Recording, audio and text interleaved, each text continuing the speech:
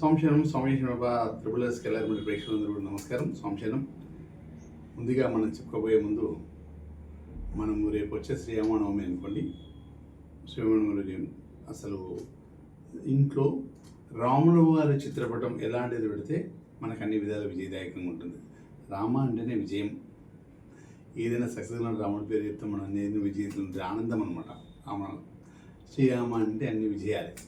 కాకపోతే అంటే స్వామివారి చిత్రపటాలలో ఎలాంటి చిత్రపటం ఇంట్లో పెట్టుకుంటే మనకు అన్ని విధాలుగా సర్వ సంపదలు మన దగ్గరికి ఎలా చేరుతాయో దాని గురించి మనం మాట్లాడుకోం. ముందుగా మా స్వామివారిని ధ్యానం చేసుకుని ముందుకెళ్ళాం. ఓకేనా? స్వామిశనం స్వామి ఈశ్వరపస్తుమూర్తి అర్చన ఆర్యంగ బలభాగన నిర్మల ధర్మ శాస్త్రవే శబరి దేశాన్ని హరే సుతన్య జ్యోతి స్వరూప ఉమావతి రమాపతి భాగ్యపుత్ర శ్రీ పరశురామ దేవాయ నమో వల్లభాయ నమో నమః.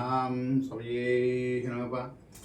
శ్రీరామ జయము అన్ని ఉన్నట్టే స్వామివారికి ఉన్నట్టు మహారాజయోగం నుంచి మొదలు పెడితే మానవ జీవితం విష్ణుమూర్తి ఎన్ని కష్టాలు నేను కలిగి కష్టాలను అనుభవించేసి ఎలా ఉంటే చూపించేసి మనకు మన తర్వాత అన్నీ కూడా ఎప్పటికైనా కూడా ఆనందమే సంతోషం మన దగ్గర ఉంటుందని చెప్పి పట్టాభిషేక్తులై మన రాజ్యాన్ని పాలించారు. రామరాజ్యాన్ని ఆనందదాయకంగా మనకందరికీ కూడా ఎలా ఉండాలి అన్నదమ్ములతో పిల్లల అసలు మొత్తం కుటుంబం అంతా ఎలా ఉండాలి, తండ్రి మాట ఎలా జీవదాచుకుంటూ ఉండాలి, తర్వాత భార్యాభర్తలు ఎట్లా ఉండాలి, ఏ కష్టాలైనా ఎలా ఉండాలి చూపించారు, అన్నదమ్ములు ఎలా ఉండాలని చూపించారు, అన్నీ కూడా శ్రీరామ శిష్యులు ఎలా ఉండాలి అని చూపించారు. అందరూ కూడా అన్ని మన చుట్టుపక్కల సిస్టమ్ జరిగేది మొత్తం కూడా స్వామివారు మనకన్నీ కూడా రాముడి చరిత్రలో అన్ని చూపించారు. అందులో సరే ఏదైనా కూడా మనకి ఎన్ని దశావతారాలలో ఎన్ని అవతారాలన్నా కూడా మనము శ్రీకృష్ణుని రాముని ఎక్కువ ఆరాధిస్తూనే ఉంటాం ఈ దశావతారాలలో. కాకపోతే రాముల వారి ఆరాధన చాలా ఆనందదాయకంగా ఉంటుంది.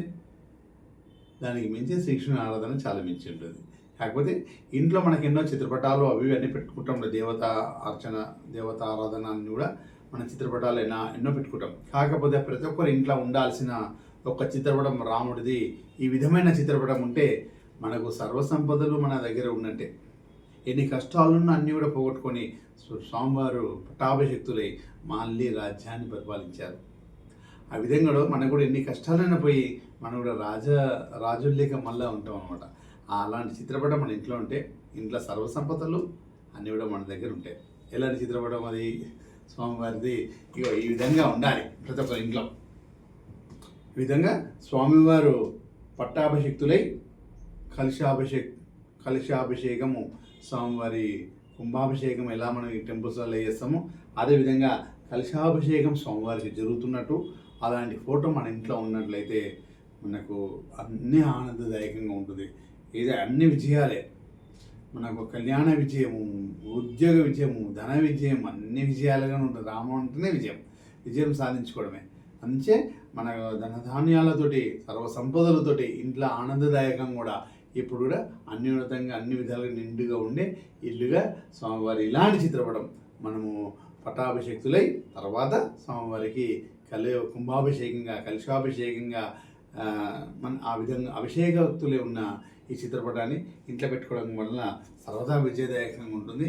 ఇది మనకు గూగుల్లో కొడుతూ దొరికిపోతుంది. టెన్షన్ పడకండి. లేకైతే మేమైతే ఉన్నాం కదా త్రిబుల్ ఎస్ డివోషనల్ ప్రోడక్ట్స్ మీకోసం పెట్టాం కదా. మీరు చిన్న ఆర్డర్ చేసినట్టే మీకు ఈ ఫోటో రెడీ అయ్యి మీ ఇంటికి వచ్చేస్తుంటుంది ఫ్రేమ్తో సహా. మా నెంబర్ స్క్రోలింగ్ అవుతుంది. మేము ఆర్డర్ ఇచ్చుకోవచ్చు, లేదంటే ఒకటి చేసుకోవచ్చు. ఈ స్వామివారి చిత్రపటం ఎక్కడ పెట్టాలి గురుగారు? ఈస్ట్ గోడకు పెట్టాలి. మన ఇల్లు మొత్తంలో తూర్పు గోడకు కలిగించాలి. అంటే మన మొహం తూర్పుకుంటే ఆ చిత్రపటం మనం చూస్తున్నట్టు ఉండాలి. అంటే తూర్పు గోడకు తలిగిస్తే అప్పుడు మనము మన ఫేస్ తూర్పుకు చూస్తుంటే, సూర్యుడి దిక్కు చూస్తుంటే అప్పుడు చిత్రపటం మన దిక్కు మొహంగా ఉంటుంది అన్నమాట. ఈ విధంగా మనం చిత్రపటాన్ని పెట్టుకోవడం చాలా విశేషం. మనకు రాముల వారి ఆ సమయంలో మనకు శ్రీరామనవమి వరకు మనకి చిత్రపటం అందినట్లయితే ఓకే, పర్లేదు, తర్వాత కూడా తెచ్చుకోవచ్చు. రాముల వారి శ్రీరామనవమి ముందు స్వామివారి చిత్రపటాన్ని అక్కడ పెట్టి స్వామివారికి వడపానకం ఇట్లా పెట్టేసి అది ప్రసాదంగా స్వీకరించేసి అప్పుడు చిత్రపటాన్ని అక్కడ పెట్టినా పర్లేదు, అర్చన చేసుకోవచ్చు. ఓకే, ఆ చిత్రపటాన్ని పెట్టి స్వామివారి అర్చన, రాముల వారి అర్చన అట్లా చేసేసి వడ పాయసం వడపానకం స్వామివారికి నైవేద్యంగా ఇచ్చి మనందరికి పంచేసి మనం కూడా స్వీకరించేసి అక్కడ పెట్టినట్లయితే శుభదాయకం. లేదు గురుగారు మేము ఈ వీడియో శ్రీరామనవమి తర్వాత చూసాం, సరే ఎప్పుడైనా పెట్టుకోండి, ఎప్పుడు పెట్టినా సరే బుధవారం రోజు పెట్టండి. శ్రీరామనవమి రోజు పెట్టడం విశేషం. శుక్రవారం రావడం చాలా మహాభాగ్యం. ధనధాన్యాలను కూడా సర్వసంపదలు శుక్రుడు మనకి ఇచ్చినట్టుగా రాముల వారు చేసే గురువు పునర్వస నక్షత్రం గురు బలంతో ఉంటారు. తర్వాత శుక్రవారం రావడం చాలా విశేషం. అన్ని విధాలుగా బాగుంది, శ్రేయదాయకంగా ఉన్న ఆ రోజు స్వామివారు అభిజిత్ లగ్నంలో జన్మించారు.